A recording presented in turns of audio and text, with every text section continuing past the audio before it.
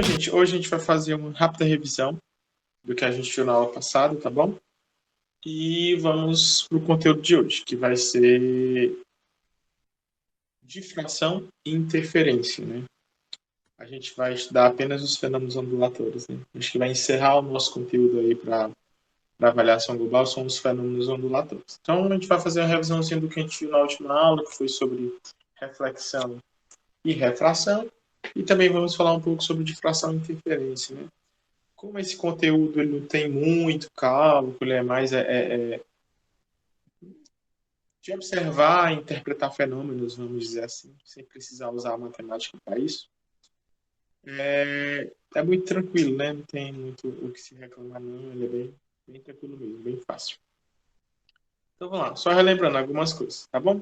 A gente viu que fenômenos ondulatórios é o nome dado a alguns comportamentos que eles são específicos das ondas, né? Independente da natureza dessas ondas, né? Sempre acontecem em todas as ondas.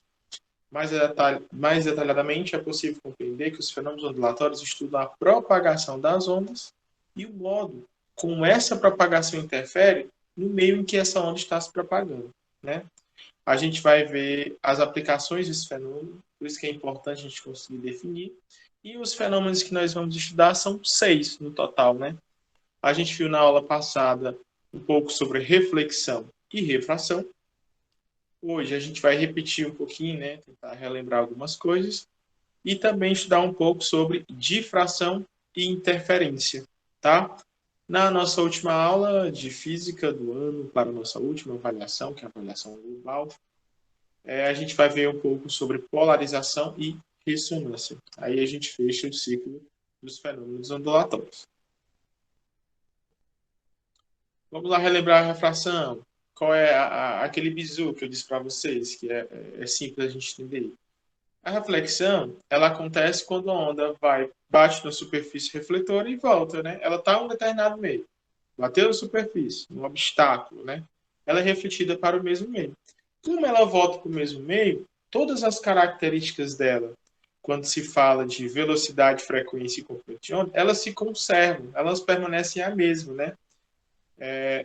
Ou seja, ela permanece com a mesma velocidade com que ela incidiu, a mesma comprimento de onda com que ela incidiu e com a mesma frequência. Não há alteração nessas características. A alteração que pode ocorrer é na fase da onda, que a gente vai ver um pouco mais detalhado. Tá bom? Há algumas considerações sobre a reflexão. Se você traçar uma reta normal, quando eu falo uma reta normal, eu quero me referir a essa reta aqui. Deixa eu pegar aqui uma caneta. Que essa reta normal. Por que eu chamo ela de reta normal? Porque ela faz um ângulo de 90 graus com a superfície.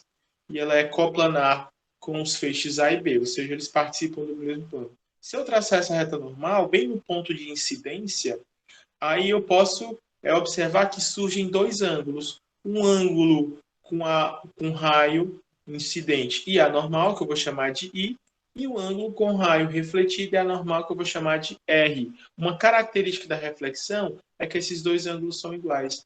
Lembrando, né, que todas as características dela se preservam. Velocidade continua a mesma, comprimento de ondas continua o mesmo, e frequência também continua o mesmo. Tá certo?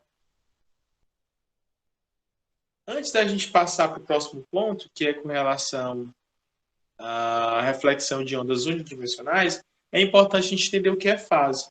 Quando se fala de fase, ela trata-se de um ponto, a característica da onda que está associado com a amplitude dessa onda, né? Ou seja, a fase, quando se trata de uma onda, é como se fosse o buchinho dela, né? Fazendo por letras grosseiras. Então, quando eu tenho duas fases para cima, as duas concavidades estão voltadas para baixo, de que as ondas estão em mesma fase. Já se uma está voltada para cima e outra está voltada para baixo, eu digo que elas estão em fase anflóxia. Olha aqui na figura, ó. A primeira figura eu percebo que todas as ondas elas estão em mesma fase. Por quê, professor? Porque o ponto de crista da primeira onda ele coincide com o ponto de crista da segunda onda, que coincide com o ponto de crista da terceira, ou seja, elas estão concordando, elas estão em concordância de fase. O mesmo acontece com os vales. Um ponto de vale em uma também vai ser o ponto de vale na outra, e assim por diante. Já na segunda figura, eu tenho aqui ondas fora de fase. Perceba que o ponto de crista de um não vai coincidir exatamente com o ponto de crista de outro, nem o ponto de vale, assim sucessivamente. Se você olhar especificamente para essas ondas aqui, ó, você vai ver que o ponto de crista de um vai coincidir com o ponto de vale de outro, né? É justamente o contrário de ondas que estão em mesma fase. Quando isso acontece, nós dizemos que essas ondas elas estão em oposição de fase, tá certo? Quando o ponto de crista coincide com o ponto de vale, né, na mesma reta, no mesmo plano, nós dizemos que elas estão em oposição de fase. Por que é importante eu compreender fase? Para poder a gente ir para o próximo tópico, que é a imposição do vínculo na extremidade das ondas. Preste bem atenção, ó.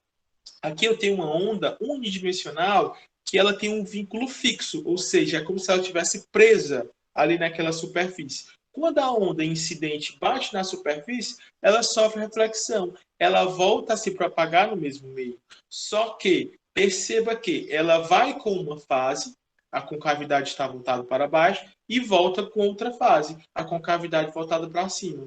O que acontece? Quando a extremidade é fixa de uma onda unidimensional, quando ela é refletida e também tem a sua fase oposta, há uma oposição de fase, tá certo? Houve uma inversão de fase. Já se a extremidade for livre, que é o segundo exemplo, ó, agora a extremidade não está mais presa, agora ela está solta, ela pode se mover. Quando acontece a reflexão em uma onda unidimensional, que essa onda ela tem uma extremidade móvel, a reflexão acontece e a onda volta a se propagar no mesmo meio, mas com mesma fase. Entendeu? Extremidade fixa, ela volta com fase oposta. Extremidade livre, ela volta com mesma fase. Isso é muito importante. Tá certo? Próximo. Refração, a gente também já estudou. Refração. Enquanto na reflexão a onda vai e volta para o mesmo meio, na refração ela muda de meio, ela passa a se propagar em outro meio. Está aqui o exemplo. Ó. Essas flechinhas elas representam uma onda, um feixe de luz, não sei. Ela bate no meio e depois ela passa a se propagar em outro meio. Dessa forma, há sim alteração da sua velocidade. E a velocidade, junto com a velocidade, também há uma alteração do comprimento de onda. Por que alterar a velocidade? Não esqueçam disso. Por que alterar a velocidade? Alguém sabe responder? Por que quando uma onda ela sofre refração, por que é a alteração da velocidade, gente? Digam aí. Foi o que eu falei na última aula. Quando acontece a refração, porque o meio é diferente. Justamente, Gabriel, se muda de meio, muda a velocidade. Por quê, professor? Porque a velocidade depende do meio. Mas a frequência não muda, porque a frequência ela depende da fonte. A fonte da onda vai permanecer a mesma. Só vai mudar o comprimento de onda e a velocidade, né? Eles vão se tornar diretamente proporcionais quando acontece a refração. Baseado nisso, a refração, você pode fazer algumas associações com o ângulo, com o coeficiente, com a velocidade, com o comprimento de onda. Eu trouxe aqui a lei de Snell, que fala justamente sobre essa relação, mas eu trouxe ela simplificada, sem ter os índices. O índice é representado pelo M. O que diz aqui na lei de Snell? Que o seno do ângulo da onda refletida, incidida, né, ou incidente, sobre o seno do ângulo da onda refratada é igual à velocidade de meio 1 dividido pela velocidade de meio 2, que é igual ao comprimento de onda de meio 1 dividido pelo comprimento de onda de meio 2. Obviamente, você não vai utilizar essa fórmula completa. Você vai pegar apenas o que lhe interessa. Eu vou dar um exemplo sobre como é que isso funciona. Ó, como a onda muda de meio, há uma alteração na velocidade do comprimento de onda. Já a frequência permanece constante, que é aquele resuminho que eu falei para vocês, né? A frequência é a mesma. Por quê? Porque a fonte não mudou, a fonte continua a mesma. Já a velocidade no meio 1 vai ser diferente da velocidade do meio 2. Esqueci de digitar aqui, ó. Que é 1, aqui é 1. E o comprimento de onda do meio 1 vai ser diferente do comprimento de onda do meio 2. Tá bom? Vamos ver como é que isso acontece, como é que eu aplico essa lei de Snell. Um raio de luz monocromático se propaga no meio A para o meio B, formando com a normal, a superfície, uma separação de ângulos, sendo 30 e 45 respectivamente. Ou seja, 30 trata-se do ângulo incidente, né? E 45 trata-se do ângulo refratado. 30 do incidente e 45 do refratado.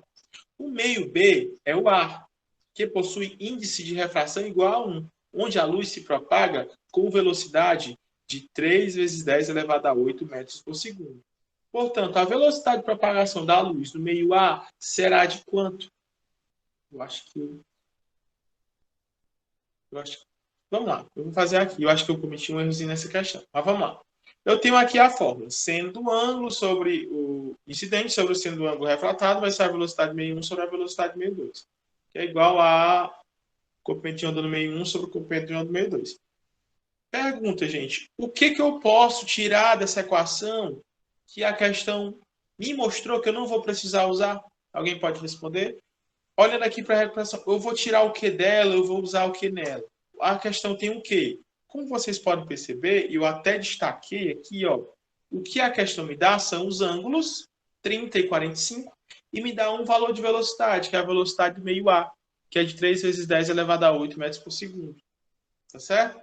Então, o que tem aqui que não vai me ajudar? Em nenhum momento a questão está falando de quê? De comprimento de onda. Se não está falando de comprimento de onda, eu não vou precisar usar os comprimentos de onda. Eu vou igualar só esse aqui, ó. Vai ficar assim, ó. Seno do ângulo incidente sobre o seno do ângulo refratado vai ser a velocidade meio 1 sobre a velocidade meio 2. Tá bom? Então vamos lá, calcular. A questão pede a velocidade meio 1, gente. E eu me confundi e coloquei a velocidade meio 2. Eu vou explicar dessa maneira. Aí, antes de enviar os slides para vocês, eu dou uma ajeitada, tá bom? Faz de conta que a questão que é a velocidade meio 2, tá certo? Vamos lá, eu vou ajeitar e depois eu mando para vocês. Então, eu vou substituir. Quem é que é o ângulo 1? 30 graus. Quem é que é o ângulo refratado? 45 graus. Qual a velocidade meio 1? É a velocidade da luz. 3 vezes 10 elevado a 8. E eu quero saber o valor da velocidade meio 2. Tá certo? Então, vamos fazer isso aqui. Regrazinha de 3, meio por extremos. Quem é que é o seno de 30 graus? 1 meio. E quem é que é o seno de 45 graus? Raiz de 2 sobre 2. Tá certo? Eu já posso cancelar aqui, ó. 2 aqui vai embora. Aqui vai embora, então aqui vai ficar só V2. E ali vai ficar raiz de 2 vezes 3 vezes 10 elevado a 8.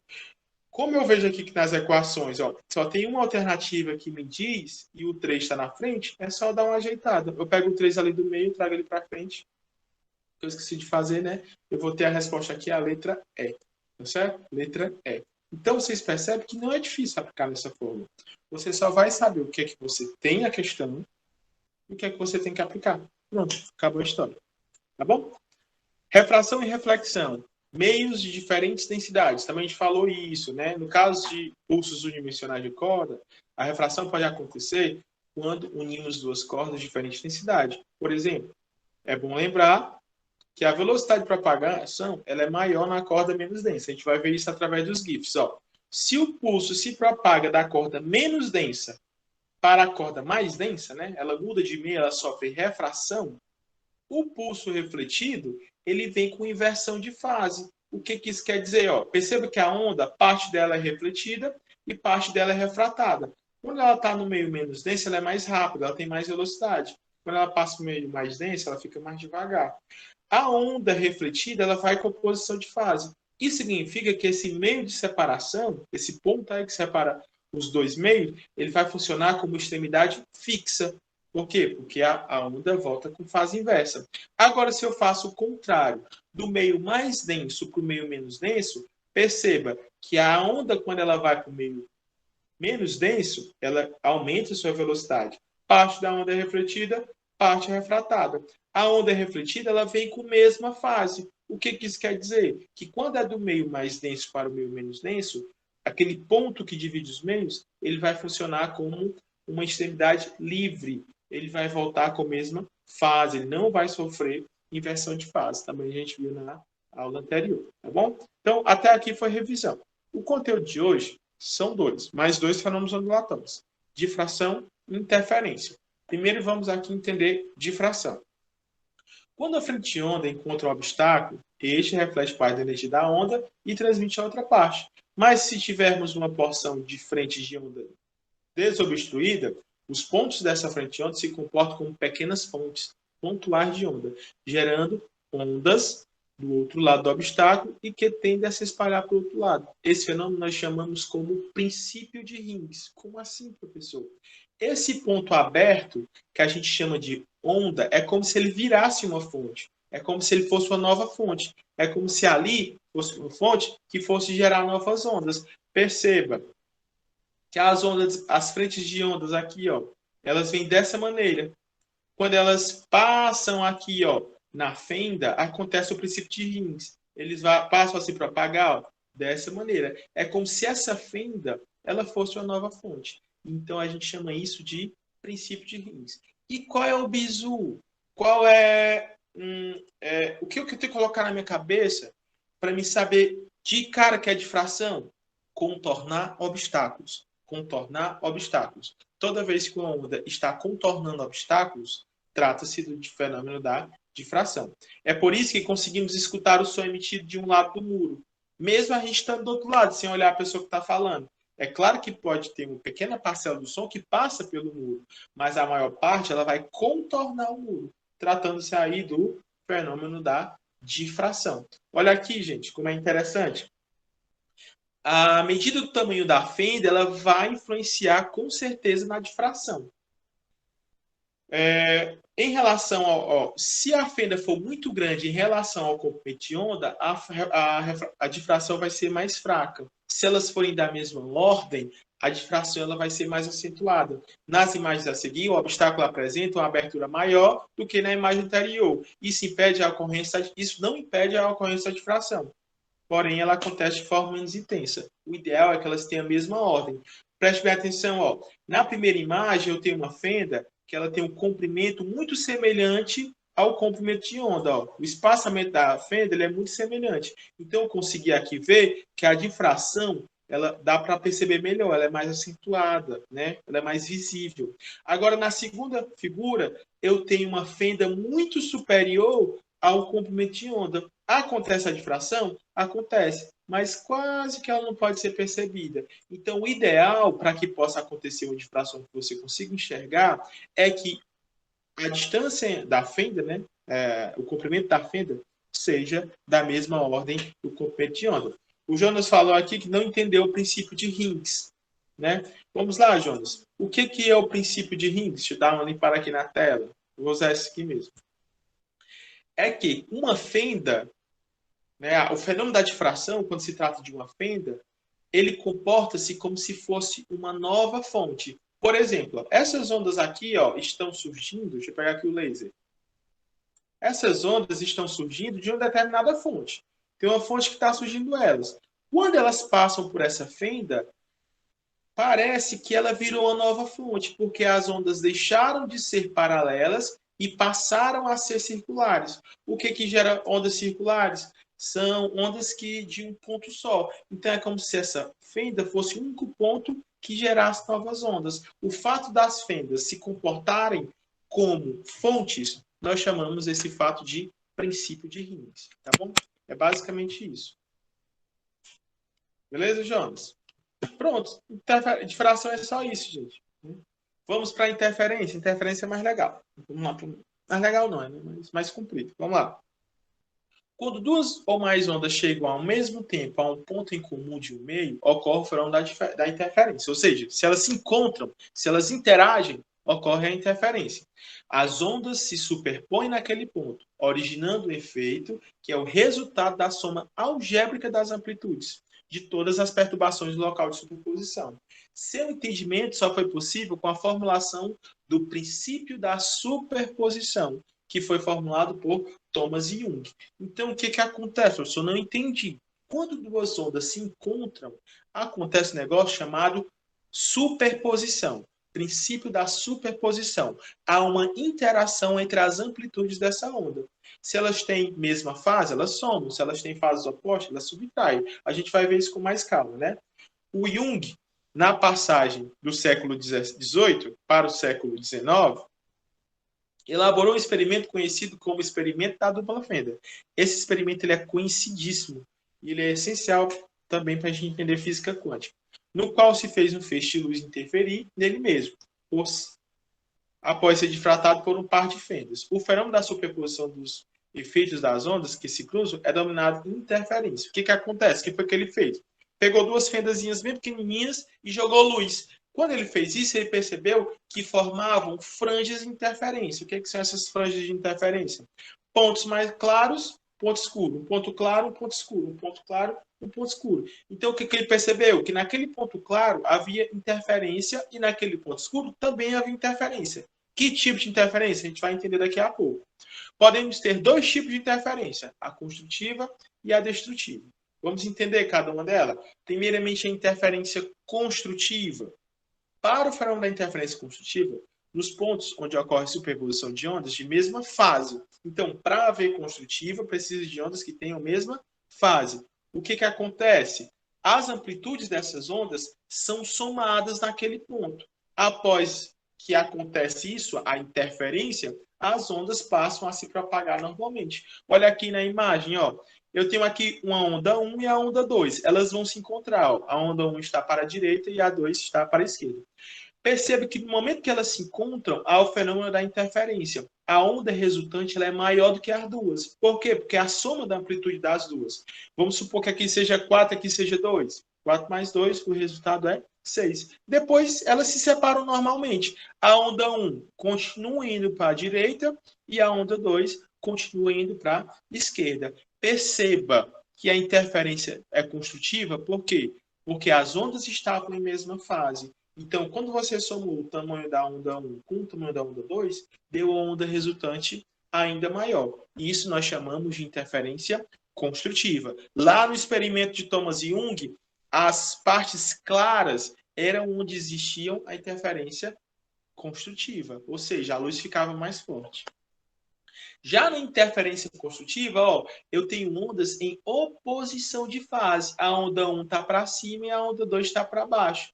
Quando ela se encontra, há uma diferença das amplitudes. Eu vou subtrair o valor das amplitudes. Mesma coisa. Vamos dizer que a 1 é 4 e a 2 é 2. 4 menos 2, 2. Então, o resultado é uma onda menor, com amplitude 2. Depois que acontece a interferência, elas caminham normalmente. A onda 1, que é para a direita, continua indo para a direita. E a onda 2, que é para a esquerda, continua indo para a esquerda. Olha aqui na imagem de baixo o que aconteceu. Houve uma subtração. Foi pego o valor da onda 1 e subtraído o valor da onda 2. A onda resultante ela vai ser menor, por isso o nome da interferência sendo interferência destrutiva. Deu para captar, pessoal, a diferença entre interferência construtiva e interferência destrutiva? Me digam aí, deu para entender? Eu acho que sim, né? Está bem claro, as imagens estão bem nítidas, para a gente saber o que é interferência de um jeito e interferência do outro. Tá bom? Aí, quando a gente vai para a interferência de ondas bidimensionais, aí fica um pouco mais complexo, né? Mas isso aqui vocês não precisam ter, é só para visualizar mesmo. A gente não vai se aprofundar nisso aqui, não. Em ondas bidimensionais, com mesmas características de meio frequência, o encontro de dois vales e duas cristas, a interferência construtiva. Então, pessoal, perceba, ó, quando essas ondas se misturarem, vai ter vários encontros, né? Vamos supor que essas linhas inteiras são cristas e vales, e essas linhas pontilhadas, cadê? Não. As ondas inteiras são cristas e as linhas pontilhadas são vales. Pronto, vamos supor disso. Linhas inteiras são cristas e linhas pontilhadas são vales. Quando elas se encontrarem, essas ondas, que houver interferência, vai ter vários encontros. Crista com vale. Toda vez que uma crista encontrar com uma crista, elas vão estar em mesma fase. Vai haver interferência construtiva. Toda vez que um vale encontrar com outro vale, eles também estão em mesma fase. Vai ter interferência construtiva.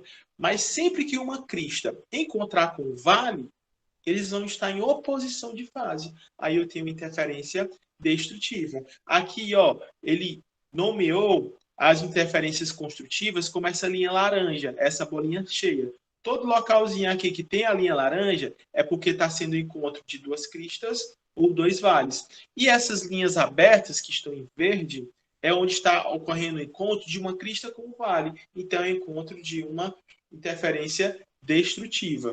Deixa eu pegar aqui um GIF aqui na internet. Depois eu pego. Não atrapalhar, tá bom? Aí a gente vai para condições de interferência, né? Há uma condição para haver interferência destrutiva e construtiva, que é só essa formulazinha bem simples. Como é isso, professor? Vamos supor que eu tenho duas fontes. Essas fontes, elas vão ter a mesma frequência, elas vão ter a mesma fase, né? E vão ter mesmas características, né? Aí aqui nesse aparato AB, eu vou colocar aqui um ponto P. Esse ponto P, ele está a uma distância D1 da fonte 1 e está a uma distância D2 da fonte 2, tá certo? Tem como eu saber que tipo de interferência está acontecendo baseado nessa fórmula, que ele vai associar a distância e o comprimento de onda. A variação dessas distâncias, né, a diferença entre essas distâncias, é igual a n vezes lambda sobre 2. Ou seja, a variação da distância entre essas ondas é igual a n vezes o comprimento de onda dividido por 2. Sendo que a variação dessas distâncias é a diferença entre elas, né? Uma menos a outra.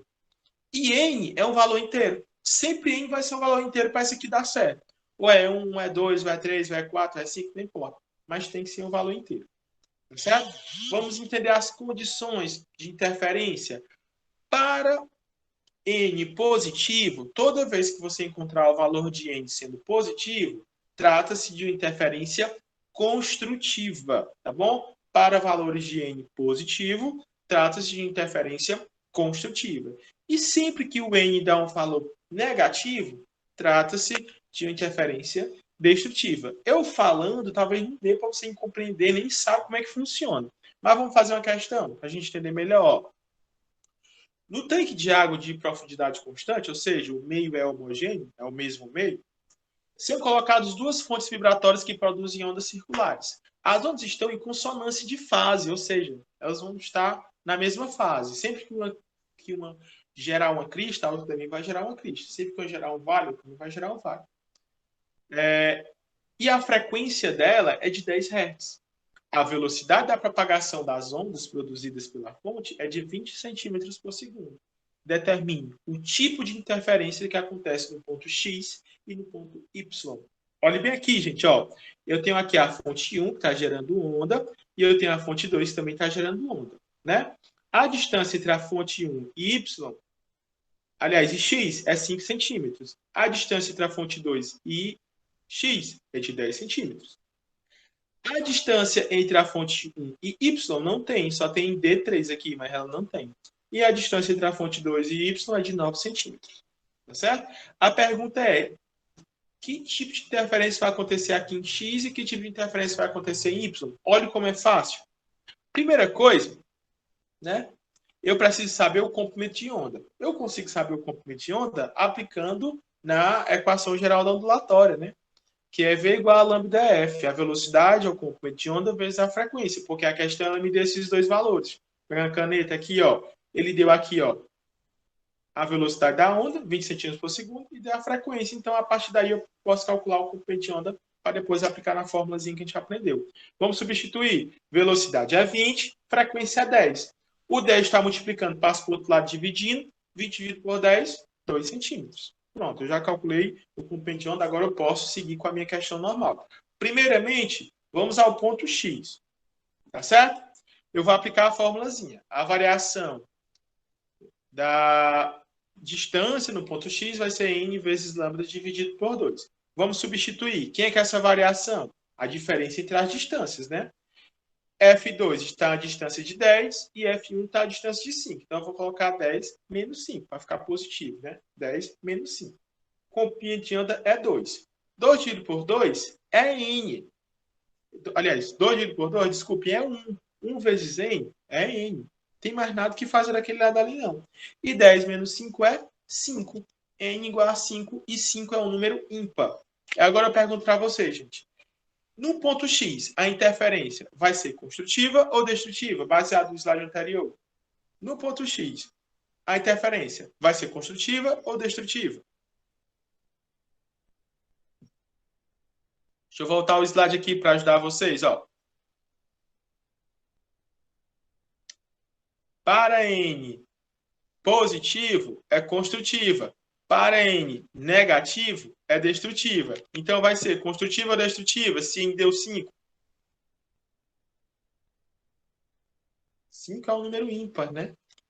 Então, será interferência destrutiva, tá bom? Sempre que for ímpar, a interferência é destrutiva. Beleza, João Vitor? Ímpar, interferência destrutiva. Só é construtiva quando for par, tá bom? Vamos agora ao ponto Y, fazer a mesma coisa, só que antes eu tenho um gargalo aqui, ó. Eu não sei a distância D3. Alguém me dá alguma ideia aí para eu poder calcular D3, olhando para a figura? Eu tenho certeza que vocês já entenderam como é que calculo D3. Viu daqui, Jonas, ó. A distância do ponto X vai ser o quê? Qual a distância do ponto X até F2?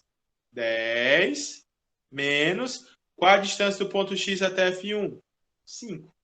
Entendeu, Jonas? Sim, né? Vamos lá, gente, ó. O que tá me dando um problema aqui é que eu não sei calcular, eu não sei qual a distância de D3. Na cabeça de vocês, o que é que vai me permitir calcular o valor de D3? Só olhando para a figura. Eu sei que vocês já raciocinaram. Pitágoras, exatamente, ó. Esse ângulo aqui é 90 graus, então eu posso fazer o teorema de Pitágoras, né? H ao quadrado, que é a hipotenusa, é igual ao quadrado mais B ao quadrado. Vamos substituir, a hipotenusa é o maior, né? Que eu tenho aqui 10 mais 5, então a hipotenusa vale 15. Ah, eu vou dizer que é o 9 e eu quero saber o valor de B, que é justamente o valor de D3, tá certo? Vamos fazer esse cálculozinho. B ao quadrado vai ser 15 ao quadrado, 225. 9 ao quadrado, 81. 225 menos 81, 144. O quadrado do B vai para o outro lado raiz, então eu tenho que B vale 12 centímetros. Já sei o valor de B, beleza. Agora eu vou lá aplicar de novo lá na condição de interferência. Eu coloquei X aqui, mas é Y, tá? É que eu fiz o slide um pouco rápido antes de começar a aula. Aí eu acabei não editando ele direitinho. Vamos lá, substituir. A diferença entre a distância de Y vai ser 12 menos 9. Y está a 12 centímetros da fonte 1 e está a 9 centímetros da fonte 2. Aí você me pergunta, professor, por que na primeira parte você colocou a distância da fonte 2 menos a distância da fonte 1 e agora você está colocando a distância da fonte 1 menos a distância da fonte 2? Gente, é só o maior menos o menor para dar positivo. Não tem segredo, não. É o maior menos o menor para dar positivo. Só isso. Tá certo? Então vai ficar 12 menos 9. O comprimento de onda é o mesmo, que é 2. 2 dividido por 2 é 1 vezes N. N. 12 menos 9, 3. 3 também é ímpar. Então, lá no ponto Y, que tipo de interferência vai ser? Destrutiva ou construtiva? Como o 3 é ímpar, também será interferência destrutiva. Né? Só aplicar na fórmula. Lindo, lindo, lindo. Lindo mesmo. Adorei. Tá bom? E para finalizar, gente, antes da gente vir aqui para essa curiosidade, vamos assistir um videozinho. Rapidinho, não, ele é um pouco longo, mas vale a pena já assistir. Que é sobre interferência e difração. Eu acho que muitos de vocês já devem até ter assistido, porque eu já indiquei esse canal várias vezes.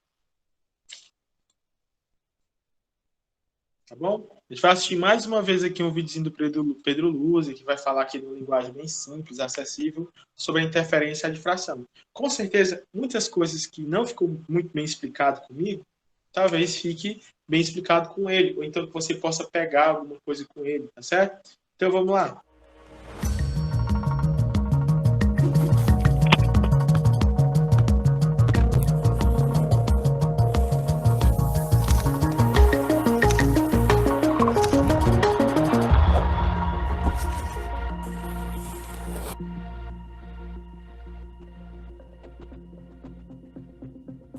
Nesse vídeo nós vamos começar a estudar a natureza ondulatória da luz, e um experimento fundamental para entender isso foi feito por Thomas Young em 1801. E apenas uma curiosidade, o Young era formado em medicina e fez grandes contribuições à anatomia e, é claro, à ótica. A interferência é um efeito característico de ondas. Ela é observada quando duas ondas se sobrepõem. Young foi o primeiro a chamar atenção para esse efeito, dando como exemplo dois conjuntos de ondas na água que chegam juntas em um canal estreito. Se elas entrarem no canal de modo que as cristas se coincidam, as ondas vão produzir ondas maiores. Mas se as cristas de uma coincidirem com as depressões de outra, o resultado será a água em repouso. Só que para demonstrar isso com a luz, o Young utilizou uma fonte pontiforme de luz para iluminar um anteparo, que é uma parede, onde haviam dois buracos bem pequenos muito próximos um do outro. Ele então observava o resultado em um outro anteparo. Se a luz fosse uma partícula, o resultado esperado seria a soma das iluminações. Mas o que foi observado foram faixas brilhantes e escuras, que é um padrão de interferência. O Young utilizou essa ideia de que a luz é uma onda para interpretar esse resultado. Hoje nós sabemos que a luz é composta por ondas eletromagnéticas, ou partículas, dependendo de como nós estamos analisando o problema. Mas isso só foi comprovado por Maxwell em 1861, muito tempo depois. Então o Young não sabia disso, ele só assumiu que a luz é uma onda. E, como toda onda, a luz tem comprimento de onda, representado por lambda, que é a distância entre os dois picos. Além disso, ela tem uma frequência, uma velocidade e uma amplitude. Voltando ao experimento, alguns fatores importantes são que a distância entre os dois buracos é muito pequena em comparação com a distância entre os anteparos. E nós também vamos considerar os buracos como fendas longas, perpendiculares ao plano que nós estamos observando. Existe um princípio com relação a ondas chamado de princípio de Hurrens, que nós já citamos em um vídeo desse capítulo. E só uma nota, eu já falei o nome Hurrens algumas outras huygens em alguns outros vídeos desse capítulo e provavelmente vocês estão me xingando mentalmente ou nos comentários, mas essa é a pronúncia certa. Mas a gente também pode falar Huygens ou Huygens, ou sei lá, qualquer coisa serve. A gente só tem que ter certeza que a gente está falando da mesma pessoa. O princípio de Hurrens afirma que cada ponto de uma frente de onda se comporta como uma fonte pontiforme gerando ondas secundárias. Isso pode parecer complicado, mas só significa que quando a fonte inicial passa pelos furos da parede, que são bem pequenos, elas funcionam como fontes pontiformes, gerando ondas esféricas. E como elas foram excitadas pela mesma fonte incidente, elas terão a mesma amplitude, frequência, comprimento de onda, velocidade e fase. O que eu quero dizer com isso é que elas são idênticas em todos os pontos. Vamos pensar no caso em que as duas ondas chegam no centro do anteparo. Elas vão percorrer a mesma distância para chegar até lá. E o que nós vamos observar? A resposta, uma faixa luminosa. Mas agora, e se nós pegássemos um ponto que não fosse o centro? Claramente a onda vermelha percorreu um caminho menor do que a onda azul. Por causa disso, as ondas não estarão mais em fase. Nós podemos repetir isso para quantos pontos do anteparo nós quisermos. Nós vamos ver que dependendo do ponto que nós escolhermos, uma onda pode ter andado mais do que a outra para chegar lá. Ou seja, para cada ponto as fontes vão ter diferentes diferenças de fase. E essa frase ficou extremamente estranha. Quando as ondas se somam, a diferença de fase entre elas é muito importante. Vamos pensar em dois casos. O primeiro é quando as duas ondas que chegam no anteparo estão no pico. E isso é o mesmo que dizer que a diferença de fase é igual a zero. Ou seja, elas andaram um número de comprimentos de onda iguais, mesmo se o caminho for diferente. Então, ao somar as duas ondas, nós teremos o dobro da amplitude da onda. Tá, mas se uma estiver no pico e a outra estiver no vale na hora em que elas chegam no anteparo? Nesse caso, a diferença entre elas será de meio comprimento de onda.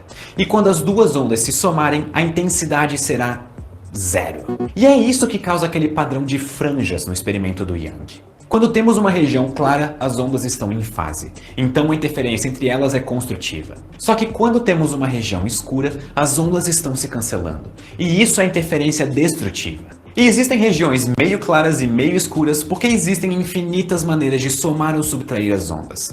Elas só vão estar perfeitamente em fase ou fora de fase em pontos muito específicos do anteparo. O fato de o experimento do Young mostrar que a luz sofre interferência é muito importante, porque isso corrobora a ideia de que a luz é uma onda. Em uma época em que se discutia muito sobre a natureza da luz, ter uma prova como essa era muito importante. Principalmente porque muitos defendiam a ideia da luz como uma partícula, porque Newton dizia em sua teoria que a luz era uma partícula.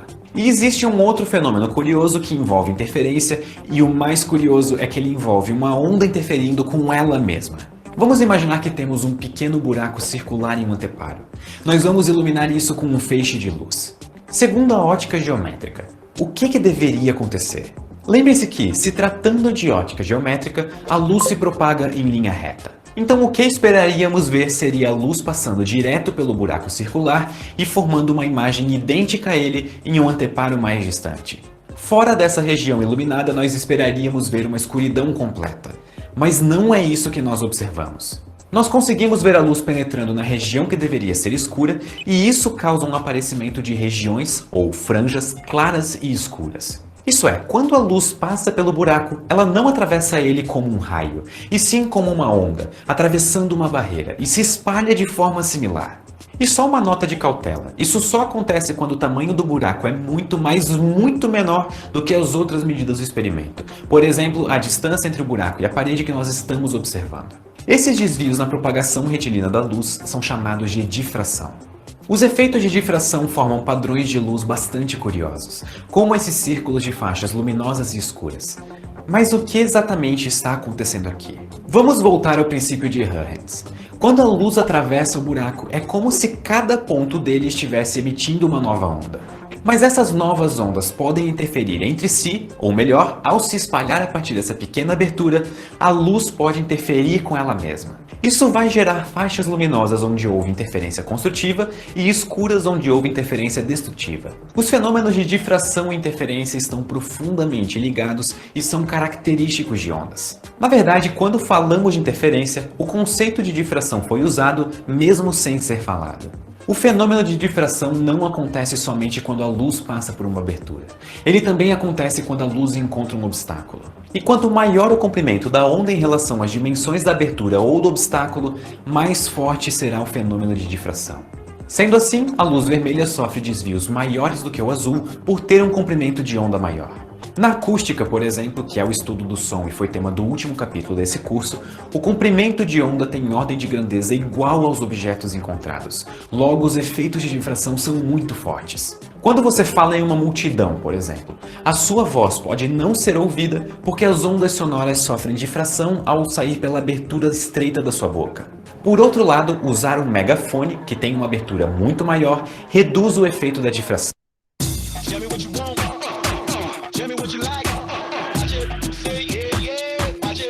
Cozinhas Electrolux, tudo bem fresquinho, bem crack, crack, crack.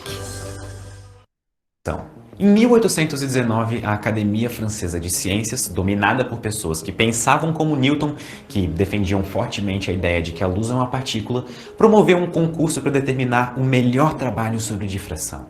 O ganhador foi Augustin Fresnel, que submeteu um artigo explicando a difração usando a teoria ondulatória. Ele ganhou, mas mesmo assim um dos membros da academia levantou uma coisa curiosa na teoria do Fresnel. Ao passarem pela borda de um objeto esférico ou um disco, as ondas de luz convergiriam para a sombra desse objeto, o que geraria um ponto de luz no centro da sombra. Sim, a parte mais clara de uma sombra, pelo menos nesse caso específico, fica bem no meio dela. E isso conclui esse capítulo de ótica. O assunto é extenso e cobre várias áreas e abordagens extremamente importantes na física até hoje. E eu espero ter conseguido deixar a luz um pouco mais clara. E esse é um perfeito exemplo de como a minha criatividade para piadas acabou. Eu espero que vocês tenham gostado e espero vocês na semana que vem para o tão esperado capítulo de eletromagnetismo. Muito obrigado e até a próxima.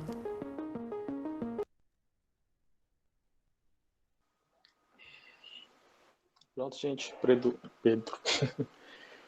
Pedro Luzzi explicou aí mais ou menos sobre... É porque, assim, eu gosto das explicações dele porque não é engessado, ele fala sobre várias coisas e tudo, coisas que realmente a gente nunca nem ouviu falar, dá uma curiosidade a gente buscar, isso é muito bom.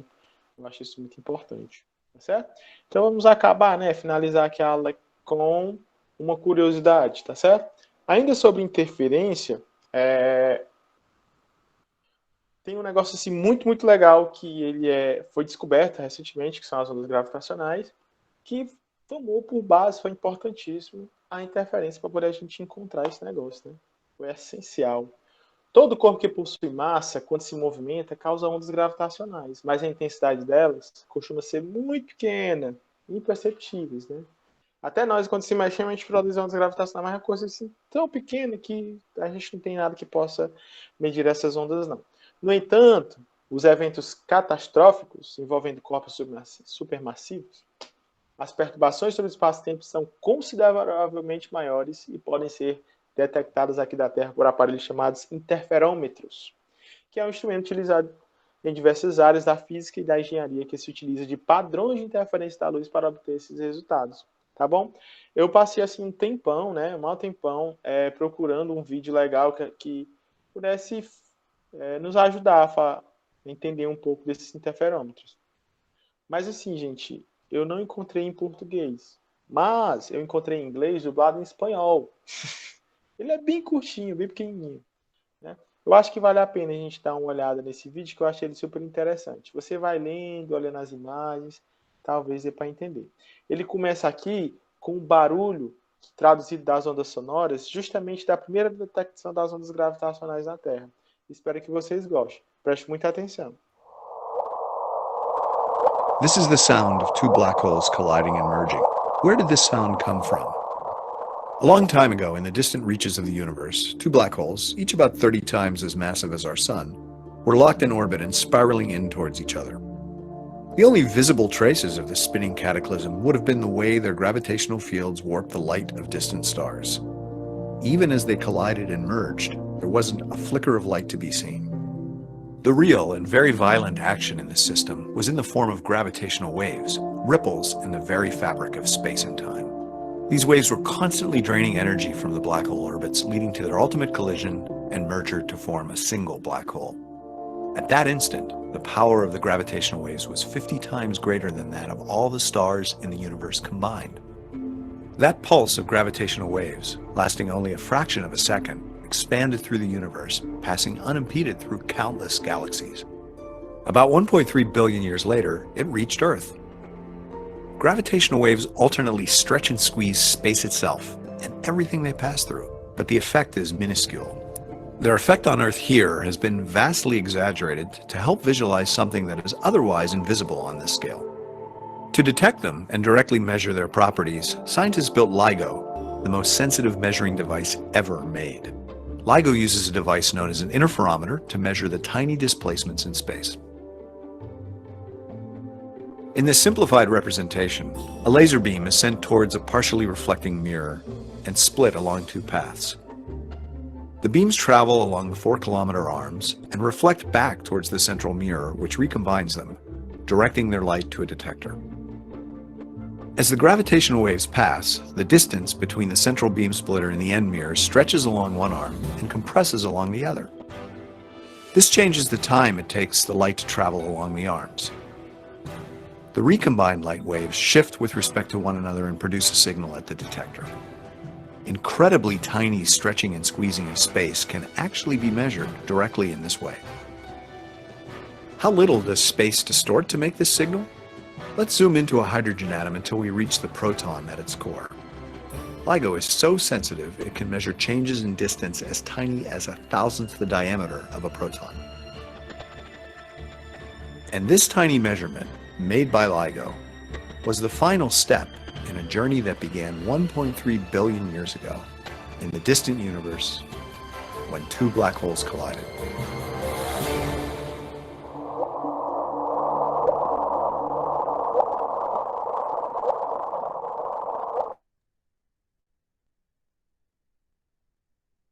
Eu não sei se vocês entenderam, mas assim, eu vou explicar aqui bem grosseiramente, tá bom? Eventos catastróficos, como fusão de buracos negros, distorcem o espaço-tempo. E é assim, uma energia tão gigante que é liberada naquele momento que se espalha pelo universo inteiro, chega aqui até a Terra, né? Como as ondas gravitacionais elas são uma distorção do tecido espaço-tempo, os detectores, os LIGOs, o LIGO, né, tem aqueles dois braços, por um momento, um milissegundo, ele fica com um braço maior do que o outro. Como os braços são iguais, a interferência é totalmente destrutiva. Se isso acontecer, um dos braços vai ficar maior do que o outro e vai aparecer uma luz lá naquele local, né? Vai acontecer um padrão de interferência destrutiva com construtivo e a partir daí você consegue perceber que houve a passagem de onda gravitacional e assim analisava. O LIGO, né? O LIGO, na verdade, são dois observatórios. A precisão dele de distância é tão grande, que chega a 1/1000 do tamanho de um próton. Se essa distância de 1/1000 do tamanho de um próton acontecer, né, houver essa diferença, o LIGO consegue detectar. Então, é justamente a interferência que possibilita você detectar ou não a existência ou a passagem de ondas gravitacionais. Eu sei que espanhol, né, gente, é tal, mas deu para visualizar isso direitinho no vídeo, deu? Sim? Se vocês quiserem, estiverem mais curiosos, basta colocar lá ondas gravitacionais no Google, que é bem interessante. Então, gente, é isso. Daqui para mais tarde, eu mando para vocês o slide, eu vou fazer algumas alterações, que eu vi que tem alguns errozinhos aqui, né? O dia 2 é para ter 1. E eu também já fiz a lista de exercício, eu vou postar logo tudo junto, tá bom? Então daqui para mais tarde eu faço isso. Por enquanto, por hoje é só. Ah, e sim, outra coisa. A nossa última aula vai ser um dia antes da prova global, né? Isso é muito negativo, porque vocês quase não vão ter tempo para estudar. Então, eu vou ver se eu encontro alguma brecha no horário de vocês para me dar essa aula antes e vocês terem mais tempo. Aí qualquer coisa eu aviso vocês, tá bom? No mais, é desejar uma excelente tarde, dizer que muito obrigado pela presença de todos. Espero que vocês continuem participando das aulas, né? Tudo de bom.